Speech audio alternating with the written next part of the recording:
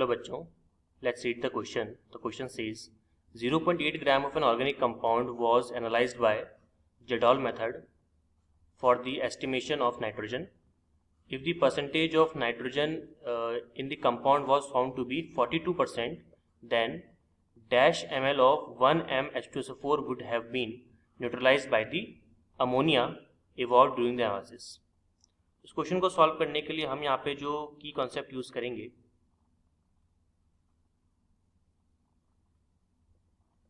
the key concept is estimation of nitrogen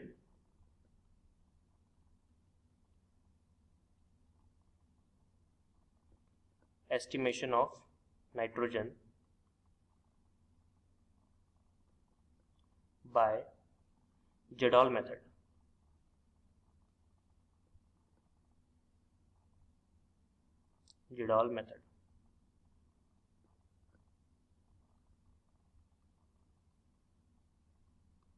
अब देखिए, जब भी हम जेडॉल मेथड की बात करते हैं तो जेडॉल मेथड के अंदर हमको यूज करना होता है एस्टिमेशन ऑफ नाइट्रोजन का प्रोसेस. मतलब आपके पास कोई ऑर्गेनिक कंपाउंड होगा जिसके अंदर नाइट्रोजन पहले से आपको गिवन होगा, मतलब उसके अंदर प्रेजेंट होगा, और जिस ऑर्गेनिक कंपाउंड के अंदर आपको एस्टिमेशन ऑफ नाइट्रोजन करना है, नाइट्रोजन को एस्टिमेट करना है, कैलकुलेट करना है, तो उसके अंदर हमको ये चेक करना होता है कि हमारे पास में जो ऑर्गेनिक कंपाउंड है उसके अंदर नाइट्रोजन कितना अमाउंट के अंदर है, कितने परसेंट के अंदर अमाउंट के अंदर प्रेजेंट है.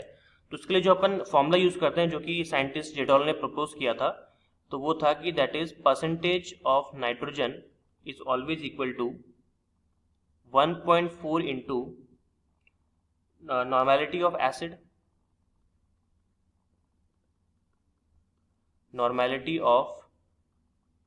एसिड जो भी एसिड यहाँ पे हम यूज करेंगे एस्टिमेशन के लिए, इनटू उस एसिड का volume of acid whole upon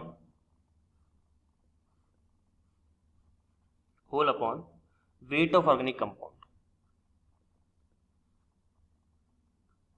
weight of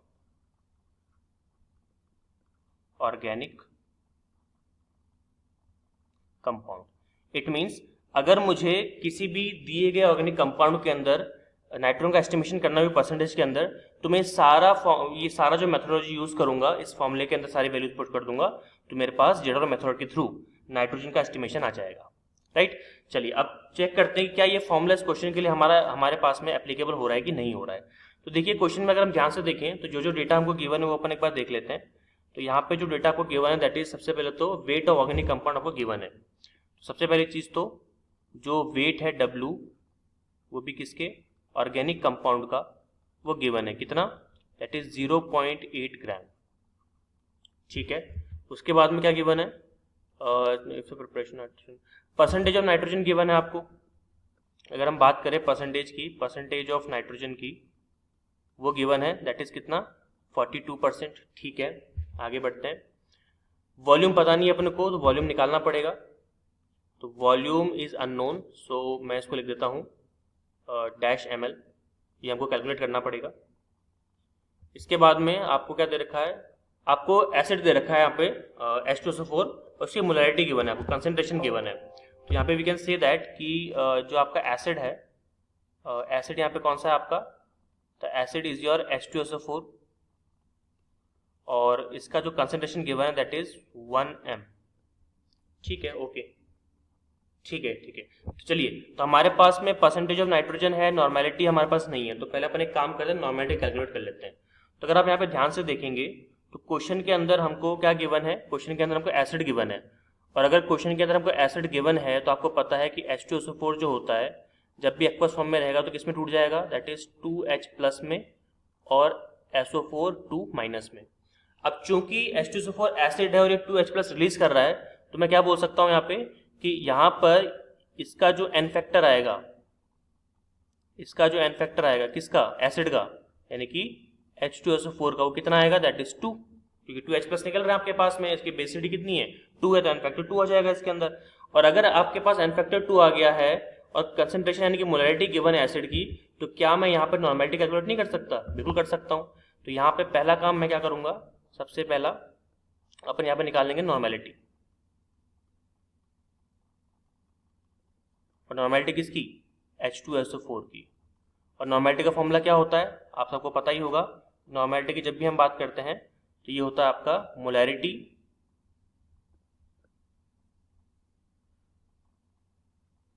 molarity into आपका एन फैक्टर, ठीक है। और आपको पता ही कि मोलैरिटी कितनी दे रखी है आपको 1, और एन फैक्टर कितना है एसिड का, दैट इज 2।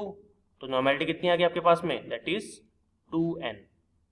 यूनिट होती है नॉर्मेलिटी की n। तो नॉर्मेलिटी का काम हमारा खत्म हो गया। तो नॉर्मेलिटी खत्म हो गई, वॉल्यूम हमको निकालना है ही, ये देखिए आपको वॉल्यूम नहीं दिया हुआ है, और वेट ऑफ ऑर्गेनिक कंपाउंड हमको गिवन है। तो सारा डेटा जो हमको चाहिए इस फॉर्मूले के अंदर रखने के लिए, वो सारा डेटा अपने पास अवेलेबल अगर है तो इस क्वेश्चन को सॉल्व कर लेते हैं। तो चलिए, तो लास्ट हमारा जो काम रहेगा वो यही रहेगा, that is n% is equals to 1.4 into normality किसकी, H2SO4 की, क्योंकि एसिड वही है हमारे पास में। फिर वॉल्यूम निकाल लेंगे किसके अंदर, एसिड का, H2SO4 का, वो भी किस में आएगा, ml में आ जाएगा, into sorry upon weight, weight किसका, ऑर्गेनिक कंपाउंड का।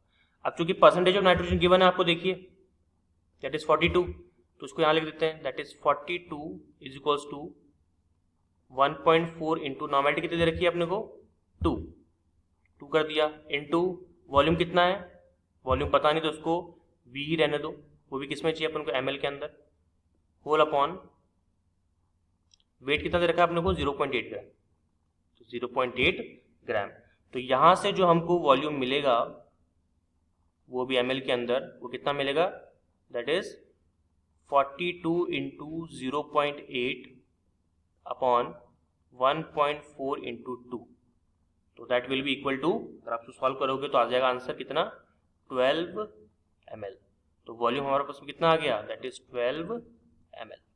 तो this will be your final answer. तो यहाँ पे अपन क्या बोल सकते हैं कि यहाँ पर जो हमारा आंसर आएगा यहाँ पे, that will be your 12 ml, right. So final answer is 12. Hope you understood it well. All the very best.